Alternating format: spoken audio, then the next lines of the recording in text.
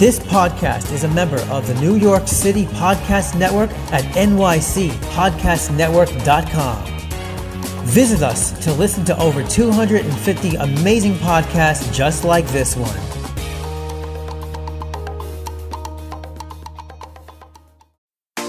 Japanese street style is some of the cutest and trendiest clothing in the world.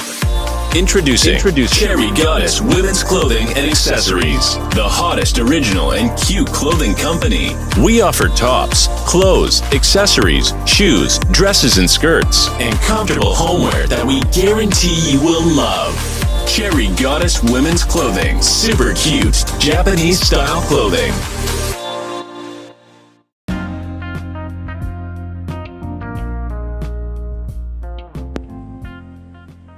This is Black Wall Street Chronicles, and we're back at it again. Thank you for supporting this podcast. I was kind of on a hiatus. I was feeling under the weather, so I decided to take my time for the next episode of my podcast. Yeah, this Governor Cuomo sexual harassment story has been brewing.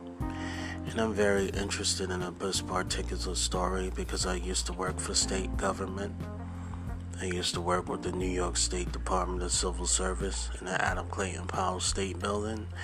And I want to do this episode so I can give my 2 cents on what I feel or what's going on.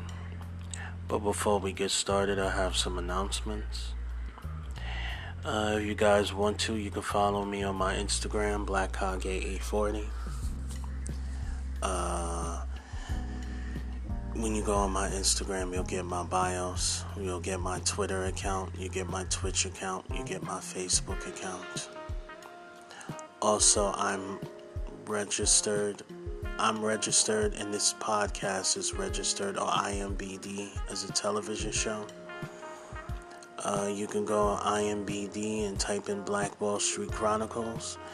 If you like the show, you can give me a perfect rating that'll help me later on in my production career. Now, give me one moment and we'll get started with the episode.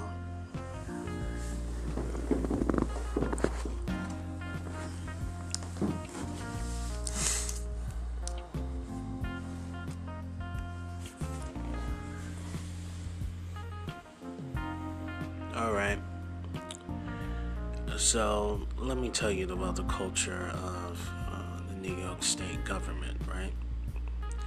So, New York State is actually a very big state.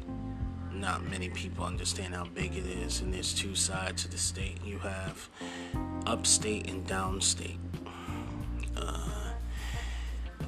Downstate is basically Putnam and Westchester counties, the 5 boroughs of New York City, and all of Long Island. Now, the culture of downstate is actually, we're hardworking, but it's more laid back and it's more loose. I've never met Governor Cuomo, never met him personally, but I hear with the people who live in, who works in upstate New York, that things are a little tight. Things are a little high-strung and everybody's a little nervous. And the things I'm hearing about Governor Andrew Cuomo, I'm starting to understand why. So what I'm going to do is I'm going to read Wikipedia.com, Governor Cuomo, so you can get a grasp of who he is and all the things he's done in his career. And then I'm going to read an article from the New York Post. A couple of articles from the New York Post talking about the accusations. And then I'm going to close off with my final opinion.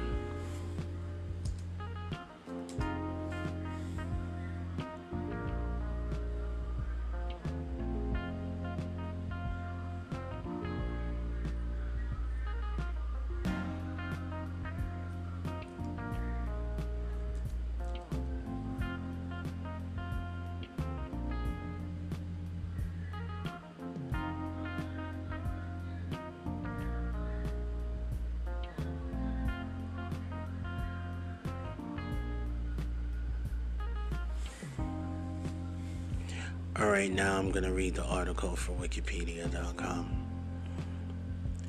Andrew Mark Cuomo, born December 6, 1957, is an American politician, author, and lawyer, serving as the 56th governor of New York since 2011. A member of the Democratic Party, he was elected to the same position his father, Mario Cuomo, held for 3 terms. He has served as the chair of the National Governors Association since August 2020. Born in Queens, New York, Cuomo is a graduate of Fordham University and Albany Law School of Union University, New York. He began his career working as the campaign manager for his father, then as an assistant district attorney in New York City before entering private law practice. He founded a housing nonprofit and was appointed chair of the New York City Homeless Commission, a position he held from 1990 to 1999. Governor Cuomo serves as Assistant Secretary of Housing and Urban Development for Community Planning and Development from 1993 to 1997. From 1997 to 2001, he served in the President Bill Clinton's cabinet as the 11th United States Secretary of Housing and Urban Development. In 2006, Cuomo was elected Attorney General of New York. Cuomo won the 2010 gubernatorial election to become governor of New York and has been re-elected twice after winning primaries against progressive challengers Sibtif Tichout and Cynthia Nixon. During his governorship, Cuomo also saw the passage of the 2011 Marriage Equality Act, introducing same-sex marriage in New York, and the 2014 Compassion Care Act, legalizing medical marijuana. In response to the Sandy Hook Elementary School shooting and the 2012 Webster shooting, Cuomo signed the New York SAFE Act of 2013, restriction gun control law in the United States. He co-founded the United States Climate Alliance, a group of states committed to fighting climate change by following the terms of the Paris Climate Accords. He also delivered Medicaid expansion under the Affordable Care Act, a 2011 tax code that raised taxes to the wealthy and lowered taxes for the middle class. 12-week paid family leave, along a gradual increase of the star's minimum wage to $50 and pay equality. Governor Cuomo received national attention for his handling of COVID-19 pandemic in New York. Although he was initially lauded for his response efforts and received the International Emmy Founders Award for his daily briefings, his faces renewed criticism in his father's investigation, and it was discovered that his national administration covered up information pertaining to COVID-19 deaths among the nursing home residents. From late 2020, Cuomo has faced allegations of sexual harassment. By mid-March 2021, 7 women had made accusations against him.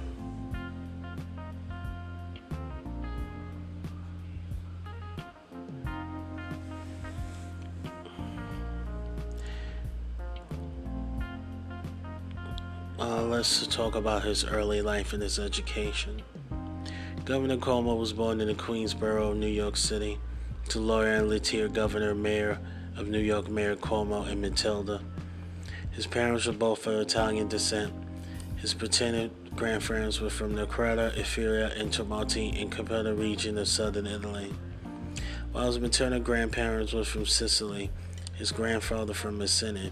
He had 4 siblings. His younger brother, Chris Cuomo, a CNN journalist. His elder sister is noted radiologist Margaret Cuomo. He graduated from St. Gerard's Middle School in 1971 and Archbishop's Molly High School in 1975. He receives a bachelor's from Fordham University in 1979 and a JD in Albany Law School in 1982. During his father's 1982 campaign for governor, Cuomo was a campaign manager. He then joined the governor's staff as one of his father's policy advisors at sometime Albany roommate, earning $1 a year.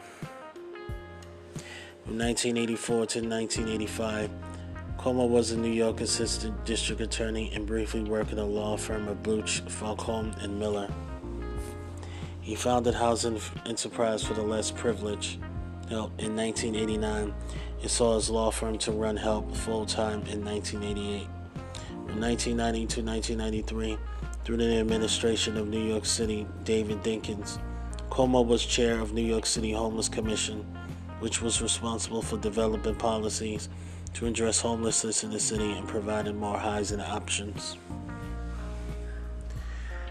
Andrew Cuomo was appointed to the Department of Housing and Urban Development and the Urban Development HUD as Assistant Secretary for Community Planning and Development in 1993, a member of Bill Clinton's administration.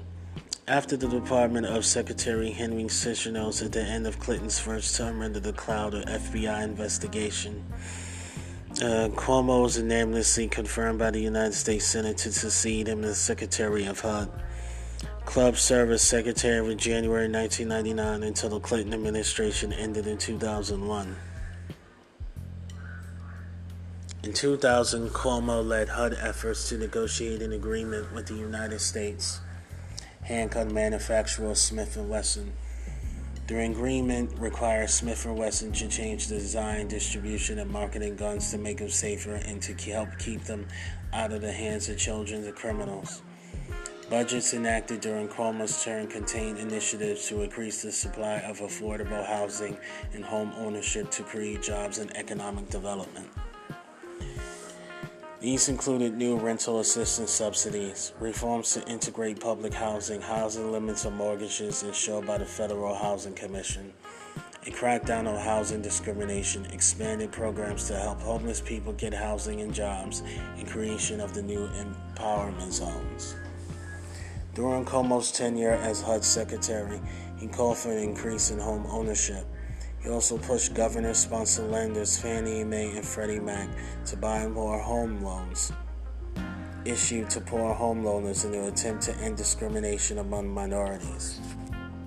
Some believe that this helped lead to the 2007-2010 subprime mortgage crisis. Edward J. Pinto, former chief push credit officer at Fannie Mae, they should have known that the risk was large. Cuomo was pushing mortgage bankers to make loans and basically saying you have to offer a loan to everybody. But others disagree with the assessment Cuomo caused the crisis. Dean Banker, co-director of Center for Economic Policy Research, said that Cuomo was a contributor in terms of him being the cheerleader, but I don't think we can pull too much blame on him. According to Libertarian author critic James Bower, Cuomo was obsessed with changing HUD's image, as Cuomo declared. The PR, according to Libertarian author critic James Bower, Cuomo was obsessed with changing HUD's image, as Cuomo declared. The PR is the important thing to do. 80% of the battle is communications. He championed a new program called Community Builders, created without appropriation by Congress, for 800 new HUD employees with computers to be traded as much as 100,000. In June 16, 1990 speech, Cuomo declared that one of the purposes of the program was to fight HUD's abolition. In 1999, Community Builders distributed a letter to the community groups to fight against proposed tax cuts.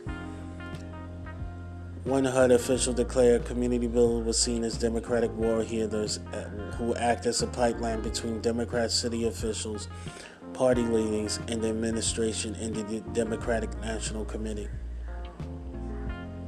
In 1998, Clinton appointed HUD Inspector General Susan Gaffney testified to a Senate committee that she was a victim of eliciting attacks by her office by Cuomo and his key aides, including cooked-up images, charges of racism, insubordination, malfeasance, and general dirty dealing.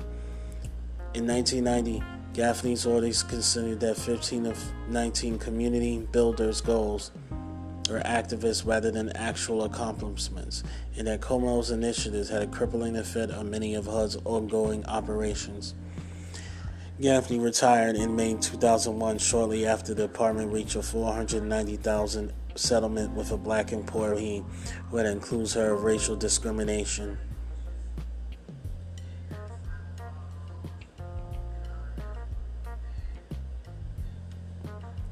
Racial discrimination. Where was I? Racial discrimination and passing over for him a promotion. Prior to Cuomo's tenure, HUD was routinely included in the General Accounting Auditor's banana watch list of government programs whose poor management made them prone to fraud. During his time of office, 2 of the HUD's 4 main departments were removed from the calculus. In addition, the department cut 15% of its staff as part of Cuomo's initiative to streamline its operations. Cuomo first ran for Democratic nomination for the governor of New York in 2002.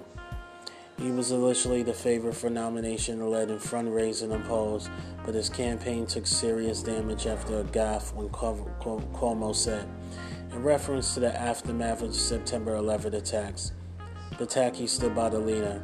He held the leader's coat. He was a great assistant to the leader, but he was not a leader. Cream rises to the crop, and Rudolph Giuliani to the top. He was a radical, widely derided. Even his father, former Governor Mayor Cuomo, later admitted it was a blunder. On the eve of the state convention, Cuomo withdrew the consideration after concluding that he had little chance of support against the favored party candidate, State Controller Carl McCall. McCall went on to lose the general election to incumbent George Pataki.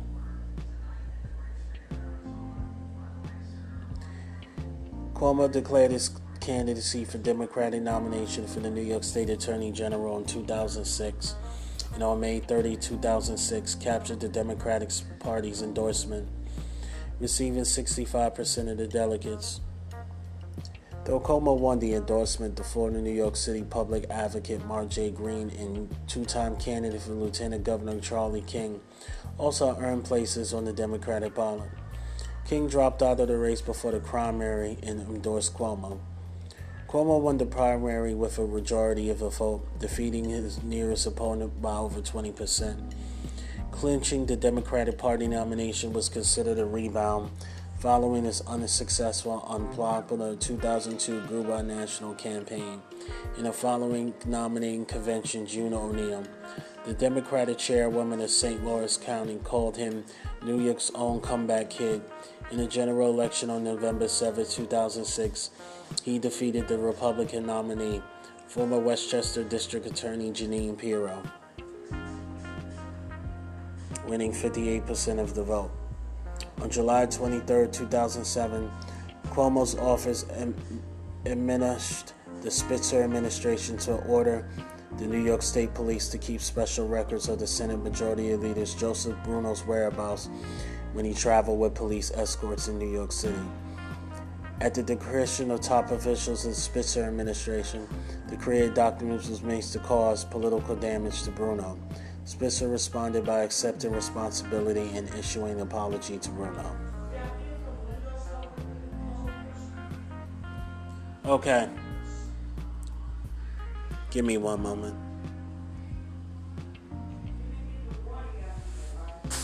No, I'm going to get it today.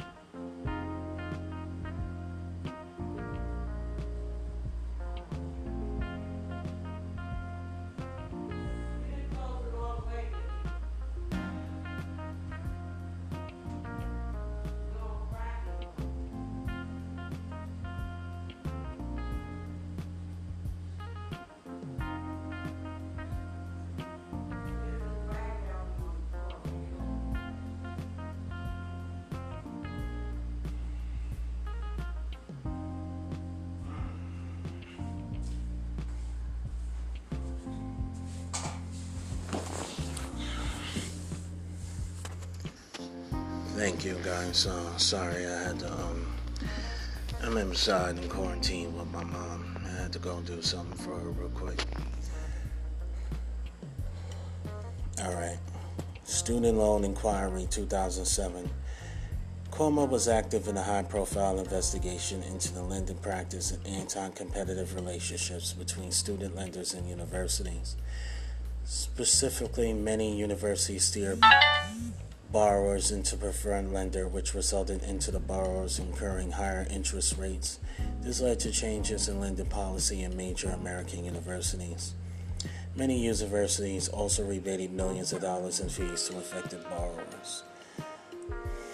On June 10, 2008, Cuomo announced that three major internet service providers, Verizon Communications, Time Warner Cables, and Sprint, would shut down major sources of online child pornography by no longer hosting many Usenet groups.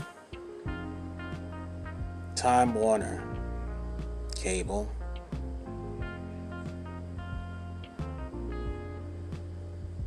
ceased offering Usenet altogether. Sprint ended access to the 18,408 news groups in the alt hierarchy, and Verizon limited its Usenet offerings to approximately 3,000 Big 8 news groups. The move came after Governor Cuomo's office noted 88 different news groups to which child pornography has been posted. 2008. Governor Cuomo said of the Democratic Party candidate Barack Obama, who was running against Hillary Clinton, the candidate Cuomo supported, "You can't shuck and jive" at a press conference. Cuomo received criticism for some of his use of the phrase. Roland Martin said CNN that "shucking and jiving" has long been words used as a negative assessment of African Americans, along the lines of a foot-shuffling Negro.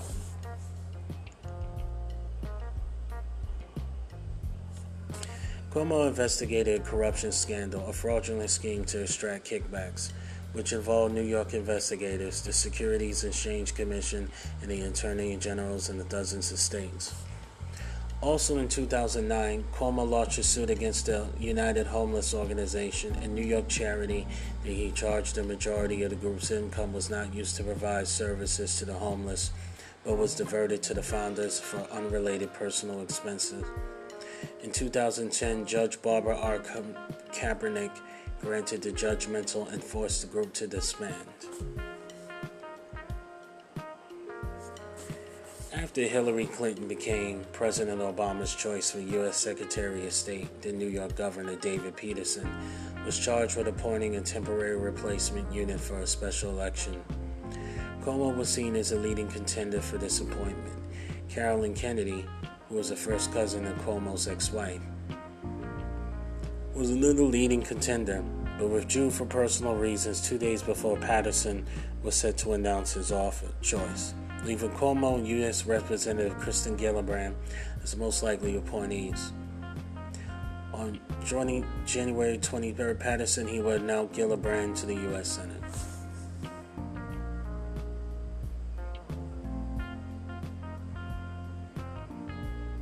Gubernatorial elections. On September 18, 2009, advisors to President Barack Obama informed Governor David Paterson that he would believe he should withdraw his 2010 gubernatorial candidacy, stepping aside for popular Attorney General Andrew Cuomo. June 3, 2010, the New York Daily News reported that Cuomo will announce plans for a gubernatorial campaign at the end of March. Later reports indicated Cuomo would announce his gubernatorial campaign coincided with Democrat convention in late May. On May 22, 2010, Cuomo announced his run for governor in a video posted his campaign website. Governor Cuomo announced his choice for lieutenant governor on May 23, 2010, Robert Duffy, mayor of Rochester. In November 2, 2010, the general election, Cuomo faced Republican Carl Paldano, a Buffalo-based businessman who has been heavily supported by the Tea Party movement. Governor Cuomo won the election for governor by a landslide, winning 62.6% of the vote. Paladino performed strongly in his native Buffalo area, while Cuomo performed well in the eastern part of the state as well as downstate. In addition to party fielding candidates, New York electoral fusion laws allow parties to cross-endorse candidates. The Independence Party and Working Families Party cross-endorsed Cuomo, with the Conservative Party and the Taxpayers Party cross-endorsed Paladino. The Independence Party line received 164,640 votes, 5% of Cuomo's total, 3.2% of the statewide total. And the Working Families line received 154,853 votes, with the Democratic Party line receiving the main 2,610,020 votes. The Conservative line received 232,281 votes, for Paladino's total 5% of the statewide total, and the Taxpayers line received 25,821 votes, with the Republican line receiving the remaining 1,290,082 votes. Okay. 2014. Governor Cuomo sought re-election in 2014, with U.S. Representative Kathy Hochul as his new running mate. On March 5, 2014, Westchester County Executive Ralph Santo announced that he will run Republican ticket against Governor Cuomo for governor. Law professors Zeviv Teachout and Tim Wu challenged the Cuomo-Hochul ticket in the Democratic primary election, capturing 30% of the vote on the Google national line. On November 4, 2014, Cuomo was re-elected for a second term with 54% of the vote. Astino received 40% of the vote. Despite low voter turnout, Governor Cuomo won the election by a comfortable margin. However, his victory is smaller than it had in 2010 victory. Santo won most of upstate New York but was overwhelmed in New York City. Cuomo was sworn in for his second term as governor. Cuomo was challenged in the primary left by actress and activist Cynthia Nixon.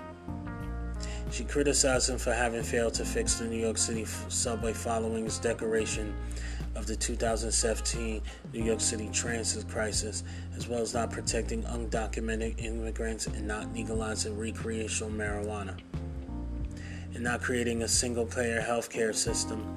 When debating Nixon, Cuomo countered her argument on subways by pointing out that the system is owned by New York City.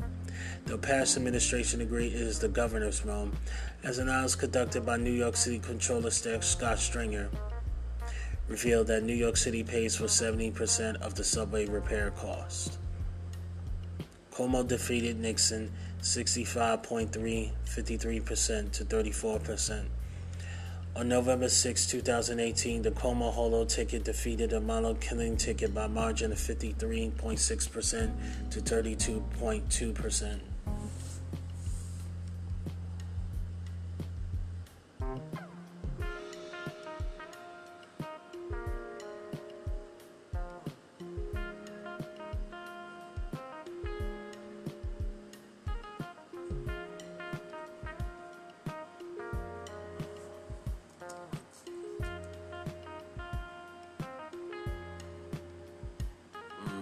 Okay. So, that's the article of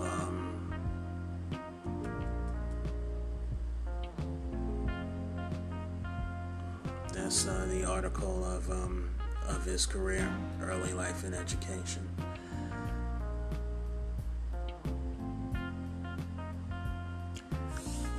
Alright, so what we're going to do right now is we're going to talk about the sexual harassment cases that he's been going through. This guy has been basically lambasted by the New York Post. The New York Post is a Republican, conservative-based newspaper in New York City, and they're really giving him a hard time, and rightfully so. So I'm going to read articles from the New York Post. Basically, and after I read the article from the New York Post, I'm going to give my opinion on this situation. Right now, let me take a quick break. I'll be right back.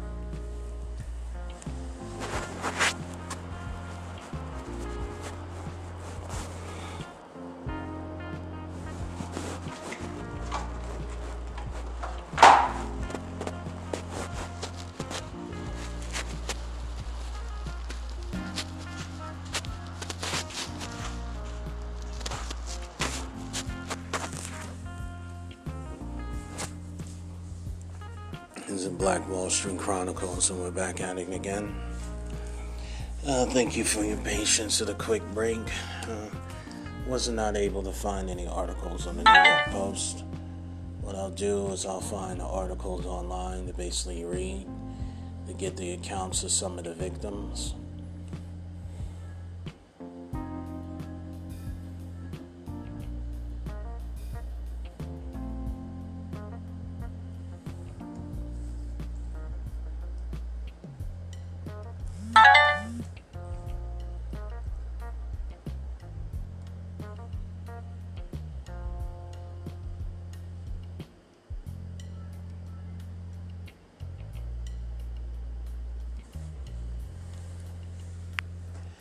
This is an article from CNN. Defying Cuomo stands increasingly alone.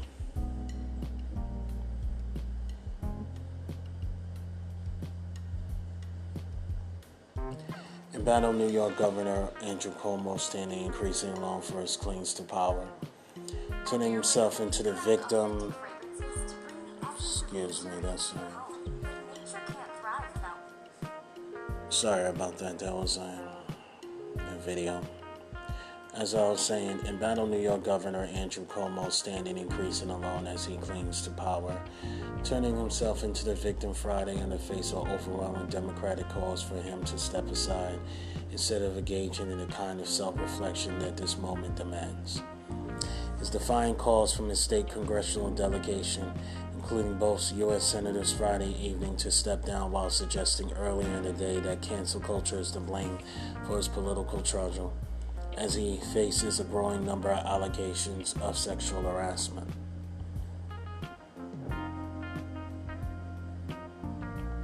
Politicians who don't know a single fact but yet form a conclusion and opinion are, in my opinion, reckless and dangerous, Cuomo told reporters during the news conference Friday. Cuomo's decision to criticize Democratic lawmakers who are abandoning him, while adopting to the political rhetoric of former President Donald Trump and some Republicans of cancel culture, amounted to the risky maneuver for increasingly isolating Democratic governor. His strategy for weeks now has been anointed to dancing in the head of a pin. After several women described unsettling encounters with him, including flirtatious comment during meetings about official businesses and an unwanted kiss on the lips in the office.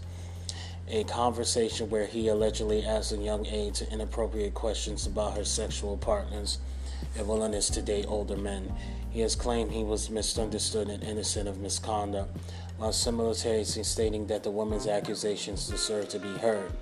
He said that some of his comments' work may have been insensitive or too personal, and he said truly sorry for those who misinterpreted his remarks as unwanted flirtation. But that explanation has one thing with the lawmakers. He now faces a wall of opposition against him in his own party, and his aggressive efforts to blame others for his perilous position may only make that worse.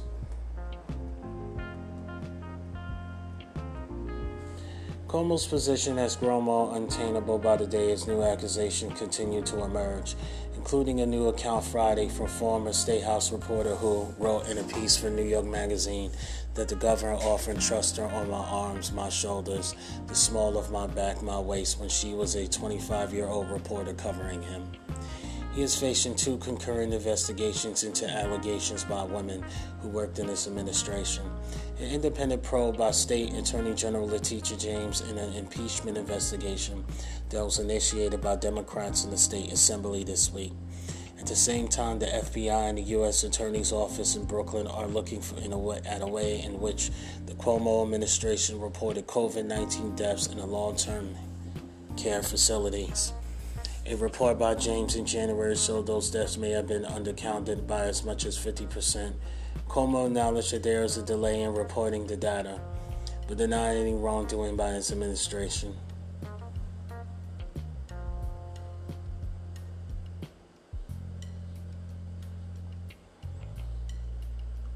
Under those converting pressures, dozens of Democratic state lawmakers have called for him to resign in recent weeks, including the top Democrat in state Senate. Majority Leader Andrea Stewart Cousins on Friday morning, more than a dozen House Democrats from New York's congressional delegation said that Cuomo should step down. Later in the day, Senate Majority Leader Chuck Schumer and New York Senate Kirsten Gillibrand continued to be the avalanche of bad news for the governor when it released a joint statement condemning the brave actions of individuals who have come forward with serious accusations of abuse and misconduct. During the multiple credible sexual harassment and misconduct allegations, it is clear that Governor Cuomo has lost the confidence of his governing partners and the people of New York. Governor Cuomo should resign, Schumer and Gillibrand said, nothing that confronting and overcoming the COVID crisis requires sure and steady leadership. The Biden White House was so far declined to call the three-term Democratic heavyweight to step down. When asked whether President Joe Biden agreed with the calls of Democratic lawmakers for Cuomo to resign, White House Press Secretary Jen Psaki said earlier Friday, before the senators spoke out, that Biden believes that every woman who has come forward deserves to have a voice heard, and he supports the state attorney general's impending investigation. An aide told CNN the White House had no new comment on matter on Friday evening.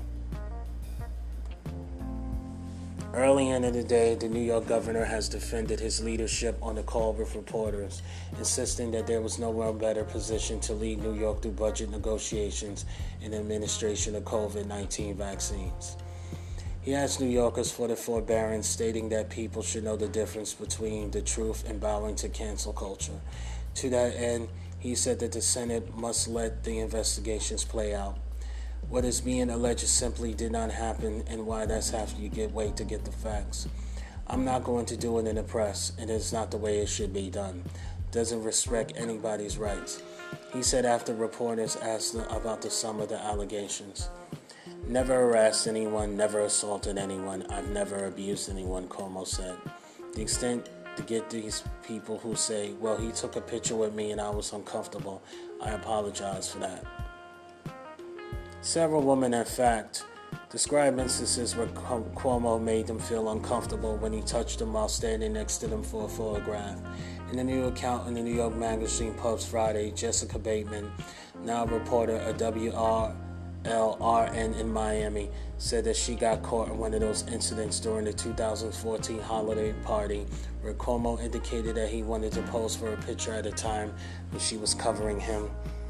She said Cuomo took her by the hand, put his arm around her with his hand on her waist and held her firmly in place. Bateman said that she wanted to get away with the account of stress and then felt humiliated when she said Governor turned to her in front of the colleagues and said, I'm sorry, am I making you uncomfortable? I thought we were going steady.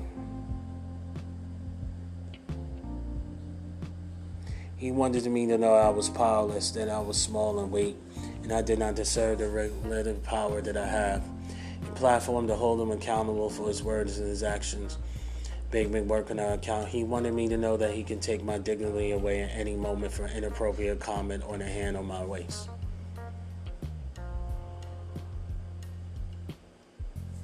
CNN has reached out to Cuomo administration for direct comment on her allegations. Women have a right to come forward and to be heard, Cuomo said to reporters Friday. I did not do what has been alleged, period, he said, generally denying new allegations against them. The governor appears to have no patience, however, for what he perceives to be a rush of judgment among his colleagues, both in New York State legislature and his Congress, and they admonished them during the news conference Friday. The people of New York should have not confidence in a politician who takes position without knowing any facts or substance. But for a politician who has been faltered by his peers, by his forceful, sometimes bullying style in legislative negotiations, this moment hardly seemed like an opportune time for him to be lashing out at those who are questioning his judgment or who are standing behind women who said he deserves to be heard. The governor keeps pleading for patience and understanding, but many of his fellow Democratic elected officials seem to be determined that his time is up.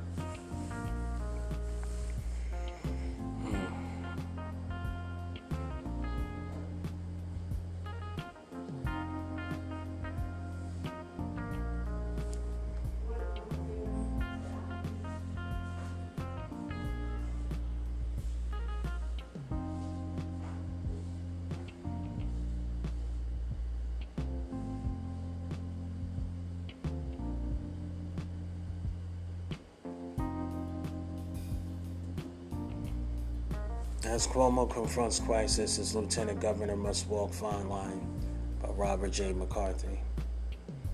I'm reading an article from the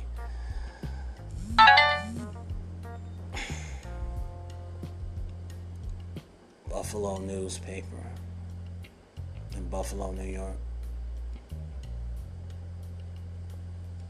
Stupid ads.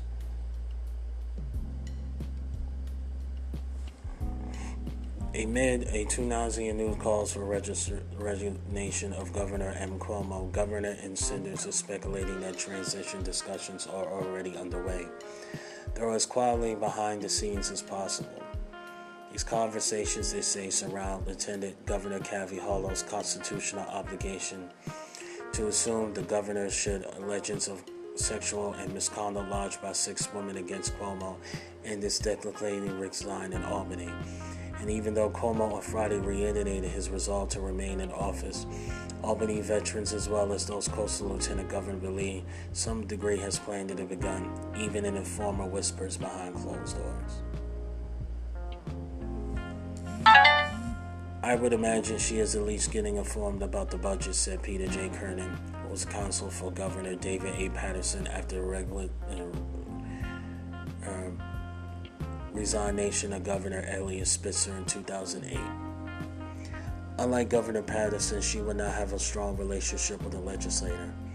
While she would enjoy lots of goodwill, she would be at a disadvantage.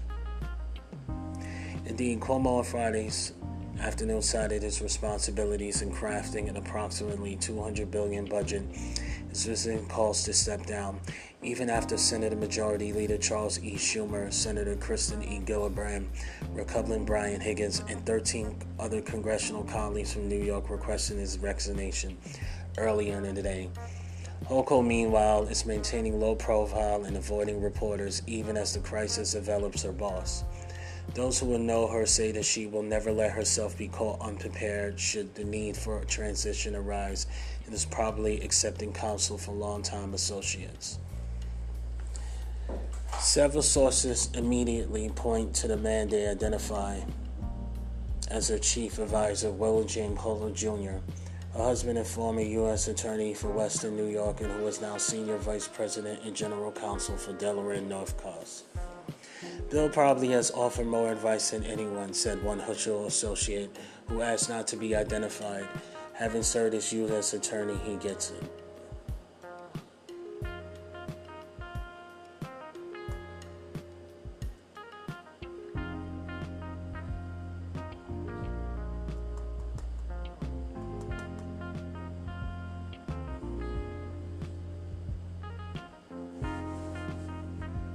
Higgins declined to elaborate Friday in his call for Cuomo to step down, though he's never dwelled in Cuomo's inner circle. Several sources described the congressman as Hutchell's extremely close political associate and logical source of advice. State legislators to whom she might turn, they add, include Assemblywoman Deborah J. Click of Manhattan and Mamie Paulin of Westchester County.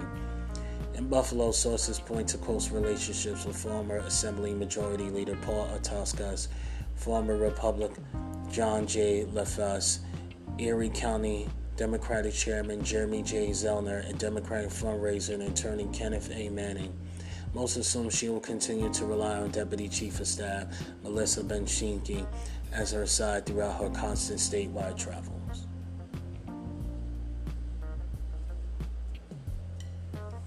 Situation will also certainly call for Crisis Management Counsel Stephen W. Bell, a Buffalo crisis and reputation management consultant, who said even as Holmes remains loyal to the governor, she must walk a fine line. As a woman, there will be pressure for a woman to have her say that this kind of behavior is unacceptable, Bell said. So do you publicly call out your boss? The trick here is not to do it too late, not to come on later and say, oh yeah, I'm glad he resigned. You need to show integrity.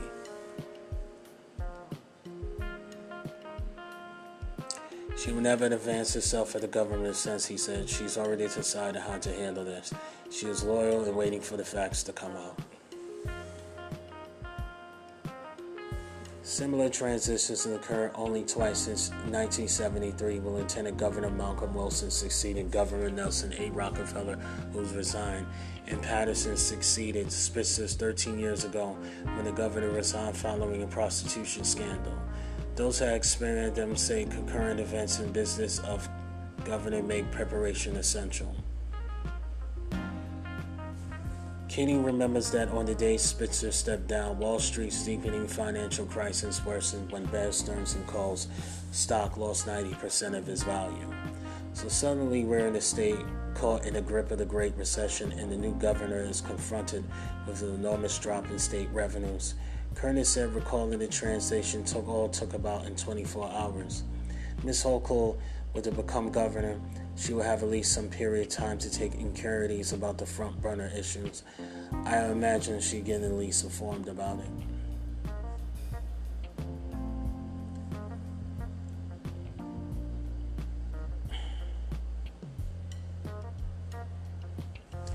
David J. Schwartz, the former Erie County clerk who was serving as Spitzer's motor vehicles commissioner at the time, called such situations extremely unsettling for everyone. Like Patterson, Starks predicted Hochul would be familiar enough to direct state operations through Cuomo's commissioners and close aides, though she would probably name her secretary to the governor. Having someone as your person as secretary to the governor is critical, said Schwartz, now the president of Buffalo Erie County Botanical Gardens. They become the gatekeeper. You have to make sure who is someone who is well versed in politics in New York State, who is extremely loyal to the governor.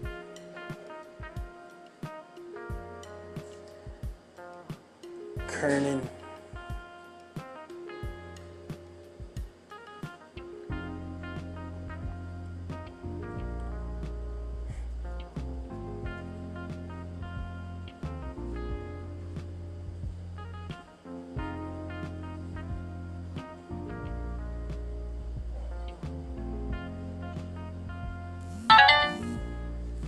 Kernan agrees, speculating Governor Hochul will replace Secretary to the Governor Marissa Del Rosa. There's no way she'll stay, he said, adding he will advise the new governor to allow immediate appoint a new lieutenant governor as did Patterson with Richard Ravitch. Kernan said that selecting someone from another part of the state will bolster her political bona fides by positioning himself as someone fully intending to seek election herself in 2024. She will want some politically astute person who will provide a political advantage, he said.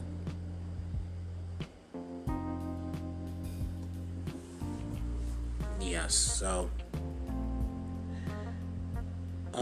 before I close out this podcast, I'll say this.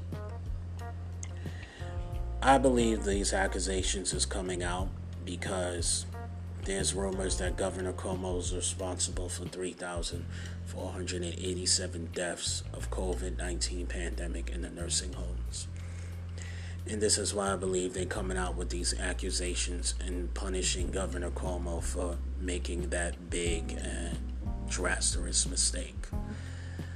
I don't know Governor Cuomo. While I was working with New York State Department of Civil Service, I heard he was a pretty cool guy. Never had any issues, never met him, because I was just an intern.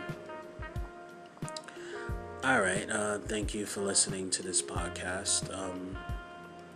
Again, my podcast will be out once a week from now on. There won't be any holdups. Thank you very much, and this is Jeffrey Frazier signing off.